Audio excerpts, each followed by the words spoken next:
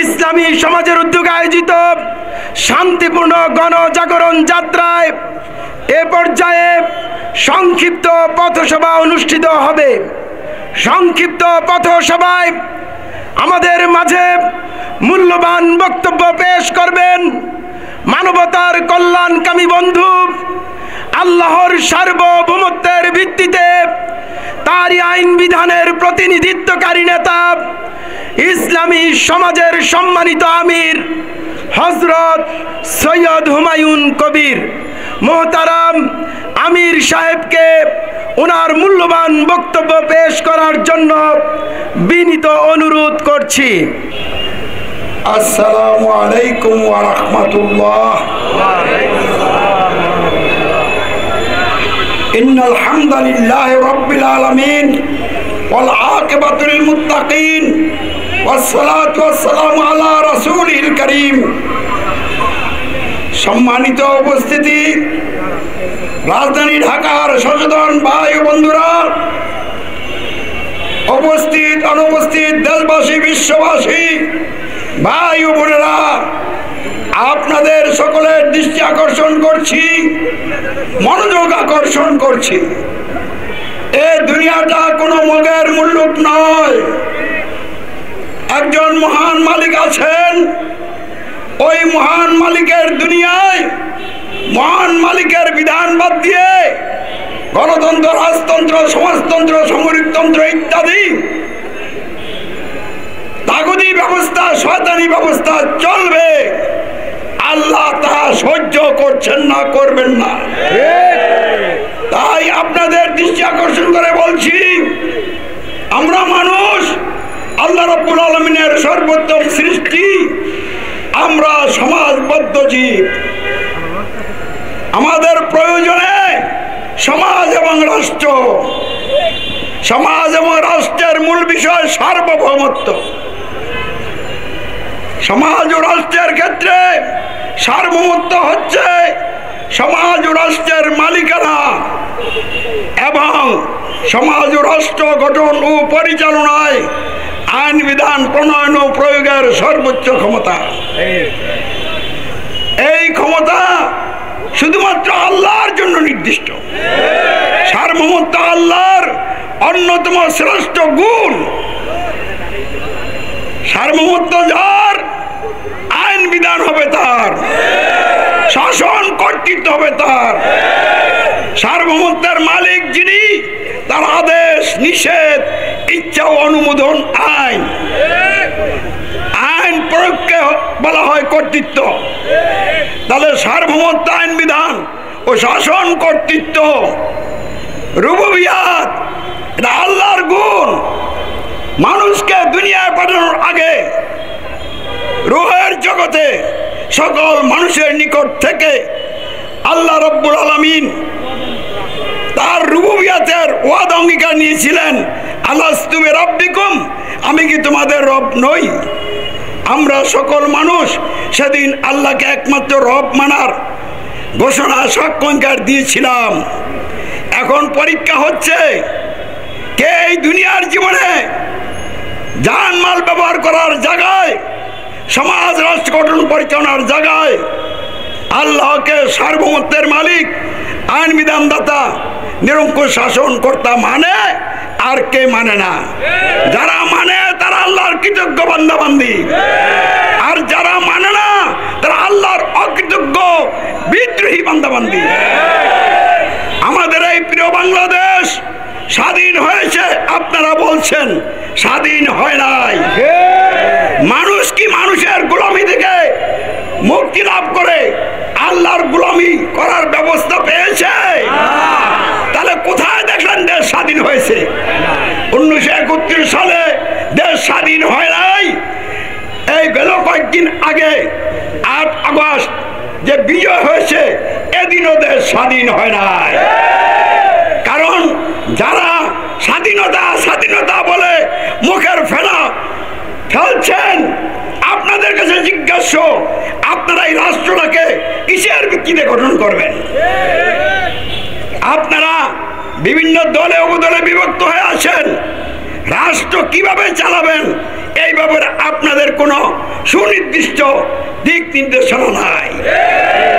গণতন্ত্র বলছে জনগণ সকল ক্ষমতার উৎস, বলেন নাউজুবিল্লাহ। গণতন্ত্রের মাধ্যমে জনগণের ভোটে যারা এমপি হয়, সংসদে বসে, তারা হয়ে যায় সমাজ এবং রাষ্ট্রের জন্য আইনদাতা। আর মন্ত্রীরা তথা সরকার হয়ে যায় শাসনকর্তা। মানুষ কি শাসনকর্তা? মানুষ কি আইনদাতা? মানুষ কি সার্বভৌমত্বের মালিক? মানুষ সার্বভৌমত্বের মালিক হতে পারে না। মানুষের আইন দেওয়ার কোনো অধিকার নাই। মানুষকে শাসন করার কোনো অধিকার নাই। এই অধিকার একমাত্র আল্লাহর। তাহলে গণতন্ত্রের মাধ্যমে সার্বভৌমত্ব, আইন বিধান ও শাসন কর্তৃত্ব আল্লাহর অমান্য করে আল্লাহর সাথে কুফরি করা হয়েছে। আর সার্বভৌমত্ব, আইন বিধান, কর্তৃত্ব মানুষের মেনে নেওয়ার মাধ্যমে, গ্রহণ করার মাধ্যমে আল্লাহর সাথে শিরক করা হয়েছে, শিরক আকবার করা হয়েছে। মানব জীবনের সমস্যা কি আপনারা জানেন? মানব জীবনের তথা মানুষের সমাজ এবং রাষ্ট্রের মৌলিক সমস্যা তিনটা।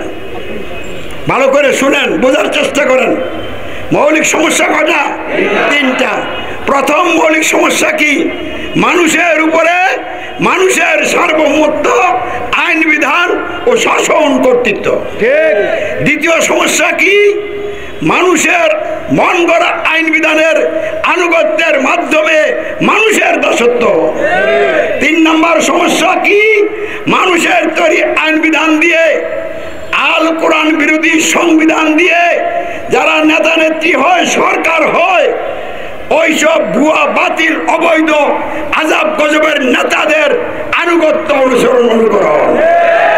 মানুষের তৈরি আইনের ধারক বাহক নেতা নেত্রীদের আনুগত্য হচ্ছে মানব জীবনের তৃতীয় মৌলিক সমস্যা। এই তিনটা সমস্যা বাংলাদেশে আছে না নাই? এই যে সংবিধান, যেটাকে আপনারা বলছেন রাষ্ট্রের সর্বোচ্চ আইন, এটা কি আল কোরআনকে মেনে নিয়ে আল কোরআনের আইন বিধানের অধীনে রচিত হয়েছে? তাহলে এটা আল কোরআন বিরোধী সংবিধান। আল কোরআন বিরোধী কোন সংবিধান মানুষের জন্য আইন হইতে পারে না। এই জন্য এটা সর্বোচ্চ আইন নয়, এটা সর্বোচ্চ শিরক এবং কুফর, এটা জুলুম। এই সংবিধান দিয়ে কোনো মানুষ ভালো হবে না। আপনারা শুধু খালি আওয়ামী লীগদেরকে বলবেন ফেসিবাজি এবং তারা শোষণবাজ, কর্তৃত্ববাদী সরকার, এখন যারা ক্ষমতা আসছে তারা কি আল্লাহর কর্তৃত্ব গ্রহণ করেছে? তাহলে বাংলাদেশ সহ সারা পৃথিবীর যত রাষ্ট্র আছে, সমাজ এবং রাষ্ট্র পরিচালনা ইসলামের পরিবর্তে মানবাধিকার ব্যবস্থা প্রতিষ্ঠিত থাকায় মেনে নেওয়ার কারণে সকল মানুষ অপরাধী। তাহলে বাংলাদেশের আলেম ওলামা, পীর মাশায়েখ, সরকার, প্রশাসন সকলেই তো গণতন্ত্র মেনে নিয়েছে। তাহলে সকলেই মহান রবের সাথে শিরক করে চরম অপরাধ করেছে। এখন কারো বিচার করার পিরিয়ড না। কার বিচার কে করবেন? বিচার করার মতো একটা লোক আছে কিনা দেশে? সব তো অপবিত্র। অপবিত্র লোক কোনো বিচারের দায়িত্ব নিতে পারে না। এই জন্য সকলকে সাধারণ ক্ষমা করে দিয়ে, সকলকে সাথে নিয়ে তওবা করে কোরআন দিয়ে রাষ্ট্র গঠন করতে হবে। এখন আর কেউ কারো বিরুদ্ধে কোনো উস্কানি দেবেন না। উস্কানির দিন শেষ। এবার ইসলাম কায়েম হবে। রসুলের ভবিষ্যৎবাণী বলছে রসুলের তরিকা ইসলাম প্রতিষ্ঠিত হবে। আমরা ইসলামী সমাজ গণতন্ত্রের জোট ভোট নির্বাচন মানি না। গণতন্ত্রের অধীনে জোট ভোট নির্বাচন করতে হলে মানুষকে ক্ষমতার মালিক মেনে, মানুষের আইন বিধানের আনুগত্য স্বীকার করে, মানুষের তৈরি আইনের ধারক বাহক নেতা বা সরকারের আনুগত্য স্বীকার করে করতে হয়। বিধায় গণতন্ত্রের জোট ভোট নির্বাচন কুফর এবং শিরক। তো কুফর এবং শিরক কোনো মুসলমান করতে পারে না, এমনকি কোনো মানুষ করতে পারে না। যারা কুফর শিরক করে তারা মানুষ থাকে না, তারা চতুষ্পদ জন্তু, হিংস্র জন্তু, জানোয়ারের চেয়ে আরো নিকৃষ্ট। এটা আমি বলি নাই, আল্লাহ বলছেন। কথা বুঝতে পারছেন? তাহলে যারা গণতন্ত্র মেনে চলছেন, যারা গণতন্ত্র দিয়ে সরকার হয়েছেন, যারা গণতন্ত্র মেনে প্রশাসনের সাথে সম্পৃক্ত হয়ে গণতন্ত্র টিকে রাখার জন্য দায়িত্ব পালন করছেন, যারা গণতন্ত্র দিয়ে রাজনীতি করেন, যারা ইসলাম প্রতিষ্ঠার নামে গণতন্ত্র দিয়ে জোট বোট নির্বাচন করেন, যারা চুপ করে বসে আছেন, গণতন্ত্র দিয়ে রাষ্ট্র চলছে, সকলে চতুষ্পদ জন্তুর মধ্যে সামিল হয়ে গেছে, বরং এর চারও নিকৃষ্ট প্রাণীতে পরিণত হয়েছে। বনের বাঘ, এক বনের বাঘ কি আরেক বনের বাঘের সাথে সশস্ত্র লড়াই করে, আক্রমণ করে? কিন্তু আপনারা মানুষ হইয়া আরেকটা মানুষকে হত্যা করছেন, এটা কি মানুষের কাজ? তাহলে সারা পৃথিবীতে এখন যারা সরকার আছে সব নষ্ট, সব আল্লাহর বিরুদ্ধে বিদ্রোহ করেছে। এদেরকে আল্লাহ রাব্বুল আলামিন আগামী দিনগুলিতে এমন আযাব দিবেন একটু বাঁচতে পারবে না। আমেরিকা থেকে শুরু করে, সৌদি আরব থেকে শুরু করে সারা পৃথিবীর সকল সরকারগুলিকে আল্লাহ এমন ভাবে পাকড়াও করবেন, সব তছনছ হয়ে যাবে। বাংলাদেশের কপাল ভালো, এখানে আল্লাহর সার্বভৌমত্বের আওয়াজ উঠেছে। তাই আর কোনো দলাদলি নয়, আর কোনো গ্রুপ ভিত্তিক কোনো সংকীর্ণতা এই দেশে না করে চলেন, আমরা আসেন কোরআনকে সংবিধান হিসেবে গ্রহণ করি। বায়তুল মুকাররমের উত্তর গেট থেকে ডক্টর ইউনূস সাহেবকে, তিনি যেহেতু প্রধান উপদেষ্টা, তাকে আহ্বান করছি, আপনি এক্ষুনি বায়তুল মুকাররমের খতিব সহ সারা বাংলাদেশের জ্ঞানী গুণী আলেম ওলামাদেরকে ডাকেন, সমস্ত রাজনৈতিক দলের নেতাদেরকে ডাকেন, আমাকেও ডাকেন, আর সিদ্ধান্ত করেন এই দেশ কোরআনকে সংবিধান হিসেবে গ্রহণ করে কোরআনের আইন দিয়ে চলবে। দুনিয়ার কোন শক্তি আমাদের বিরুদ্ধে এসে টিকতে পারবে না, আর মহান রব আল্লাহই আমাদের জন্য যথেষ্ট। তাই আমরা ইসলামী সমাজ লাঠি সুরা নিয়ে মাঠে নামি নাই, আমরা খালি হাতে নেমেছি, ইমান নিয়ে নেমেছি। আমাদের ইমান আল্লাহই সার্বভৌম ক্ষমতার একমাত্র মালিক, আমাদেরকে কেউ গ্রেফতার করতে পারবে না। আমরা আল্লাহর ইচ্ছায় গ্রেফতার হই, আমরা আল্লাহর ইচ্ছায় মুক্তি লাভ করি, আমরা মহান রবের প্রতি ইমান এনেছি। তাই আমরা এই বায়তুল মুকাররমে শান্তিপূর্ণ গণজাগরণ যাত্রার এই মাঝপথে একটু পরে আমরা প্রেস ক্লাবে যাচ্ছি, আর লম্বা আলোচনা করার বিষয় না। আমরা গণতন্ত্রের বিরুদ্ধে নামছি, আমরা সরকারের বিরুদ্ধে না, কোনো দল বা কোনো ধর্মীয় গোষ্ঠীর বিরুদ্ধে না। আমরা সকল ধর্মের লোকদের জন্য শান্তিপূর্ণ ধর্মীয় আচার অনুষ্ঠান পালনের সুব্যবস্থা করে দিয়ে সমাজ এবং রাষ্ট্র গঠন পরিচালনায় আল্লাহর বিধান দিয়ে রাষ্ট্র গঠন করতে চাই। আমরা কাউকে ক্ষমতার থেকে নামাইতে চাই না, আমরা নিজেরা ক্ষমতায় যেতে চাই না। আমরা যারা ক্ষমতা আছে তাদেরকেও বলছি গণতন্ত্র ত্যাগ করে ইসলাম গ্রহণ করুন, আসেন আমরা সকলে মিলে ইসলামী রাষ্ট্র গঠন করি।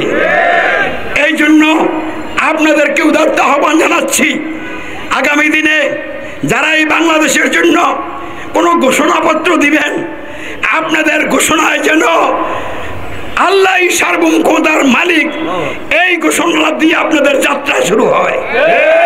পেপার পত্রিকা এবং সামাজিক মিডিয়ার মাধ্যমে আমরা জানতে পেরেছি আগামীকাল শহীদ মিনারে ছাত্র বন্ধুরা একটা ঘোষণাপত্র, স্বাধীনতার ঘোষণা দিবেন।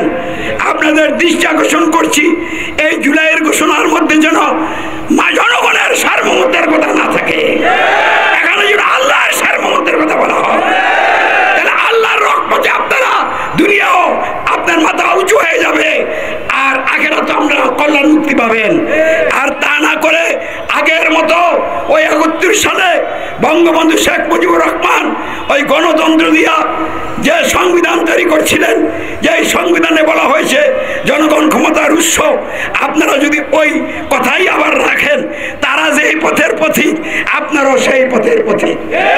তারা ইতিহাসের আস্থা করে নিক্ষিপ্ত হয়েছে, কলঙ্কিত হয়েছে, অপমানিত লাঞ্ছিত হয়েছে, আপনারাও কলঙ্কিত হবেন, অপমানিত লাঞ্ছিত হবেন, আপনারাও পালানের জায়গা খুঁজে পাবেন না। তাই আর কারো পালানের দরকার নাই, যারা পালাইছেন তাদেরকেও দেশে আনতে হবে, সকলকে তওবা করে কোরআন দিয়ে রাষ্ট্র গঠন করতে